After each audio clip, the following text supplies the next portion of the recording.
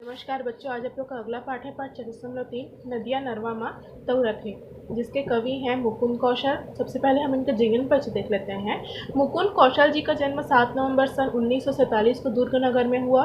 कौशल जी हिंदी और छत्तीसगढ़ के कुशल कवि और एवं सुपरिचित गीतकार हैं। उन्होंने छत्तीसगढ़ी गजलों में एक नई पहचान दी है। उनकी प्रमुख प्रकाशित रचनाएं भीम सागर छत्तीसगढ़ी जो इनका काव्य संग्रह है, लालटेन जलने दो हिंदी काव्य संग्रह, हमर भुइयां समर आगास छत्तीसगढ़ काव्य संग्रह है, मोर गजल के उड़त परेवा छत्तीसगढ़ गजल संग्रह है, केरवस इनका छत्तीसगढ़ी उपन्यास है। आज का इनका जो गजल है, छत्तीसगढ़ी जो गजल है नदिया नरवा माँ तौरत है, हम इसके बारे में थोड़ा जानते हैं। छत्तीसगढ़ के बारे में बताया गया है, छत्तीसगढ़ के इतिहास के बारे में इसमें बताया गया है। पहला देखते हैं, नदिया नरवा म तौरत है, मनखे के विश्वास इहाँ, पथरा पथरा म लिखे है, भुइयां के इतिहास इहाँ। इस प्रस्तुत पद्यांश में छत्तीसगढ़ के इतिहास का वर्णन किया गया है। यहाँ पर कवि क्या कहते हैं कि छत्तीसगढ़ की धरती में प्रवाहित होने वाली नदियाँ और नाले भी मन के विश्वास के कारण हैं। यहाँ जो भी नदी, जो भी तालाब, जो भी नदियाँ, जो भी नाले बह रहे हैं, वह मन के विश्वास के कारण ही है। यहाँ के हर पत्थरों पर यहाँ की भूमि का इतिहास लिखा है। यहाँ के हर पत्थर पत्थर में यहाँ का इतिहास लिखा गया है। आगे देखते हैं, दीपत भोमरा बरसत पानी के हमन टक रहा हन, लइका मन संग खुड़ुआ खेलत रही थे 12 मास इहाँ। इस पद्य में सूर्य की गर्मी, वर्षा और ऋतु तथा बच्चों के क्रीड़ा खेलने का यहाँ पर वर्णन किया गया है। यहाँ पर क्या कहते हैं, कवि क्या कहते हैं, मुकुल कौशल जी क्या कहते हैं, कहते हैं सूर्य की प्रचंड ताप के गर्म धूल में तथा बरसात के समय जल में हम लोग अभ्यस्त हो चुके हैं तथा लड़कों के साथ कबड्डी के समान खेला जाने वाला खेल खुडुआ वर्ष भर अर्थात 12 महीना खेलते रहते हैं। तपती हुई धरती हो अथवा बरसात हो, भीगने के हम अभ्यस्त हो चुके हैं। मौसम चाहे कोई भी हो, हम लड़कों के साथ कबड्डी का खेल का आनंद वर्ष भर 12 महीना लेते हैं। पुष मांग म जाड़ जनावे, आंगन म बैसाख तपे, बइहा हो के धमसा कूदे सावन म चौमास इहाँ। इस पद्य में जो ठंडी, गर्मी, वर्षा आदि का यहाँ पर सभी सीजनों का यहाँ पर वर्णन किया गया है। जो हिंदी मास में जो कहा जाता है, पौष मांग के महीनों में अत्यधिक ठंडक पड़ती है।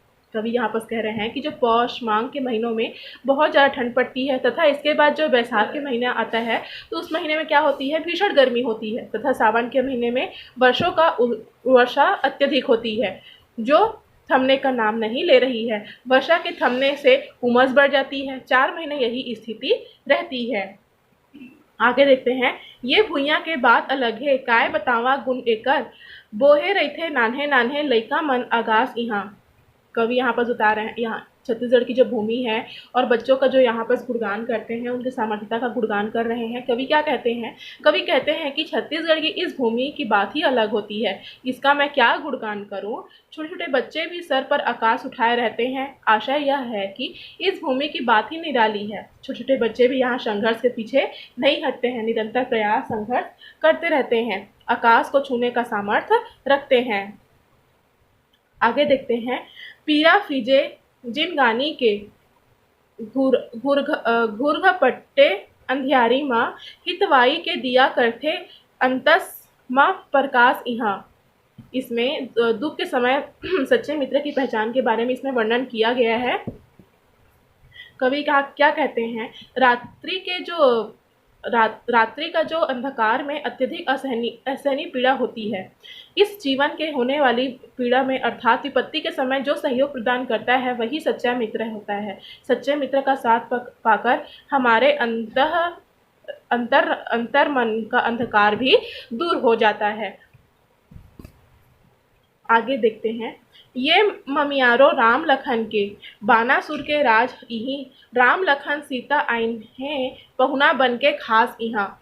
जो आप लोगों को पता ही होगा कि जो राम लक्ष्मण जी का क्या है, ननिहाल कहाँ है, उनका मामा का घर हमारे छत्तीसगढ़ में है। तो उसी को यहाँ पर उनके ननिहाल का वर्णन करते हुए कहते हैं कि इस छत्तीसगढ़ कौशल प्रांत में अयोध्या के राजा राम व लक्ष्मण जी का ननिहाल है। सहस्त्र बाहु बारासुर का राज्य भी यही है। वनवास के समय राम लक्ष्मण व सीता मेहमान बनकर यहाँ आए थे, इसलिए वहाँ का नाम कौशल राज भी हमारे छत्तीसगढ़ को कहा जाता है।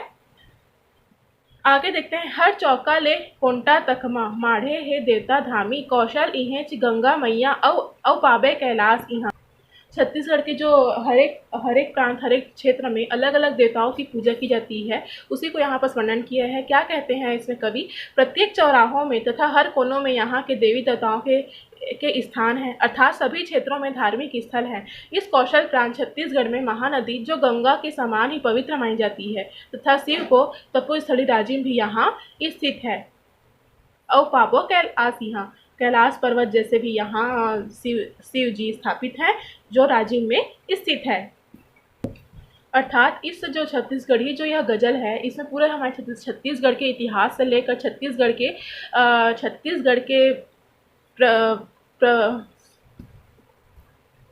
के गुणों का यहाँ पर बखान किया गया है। धन्यवाद।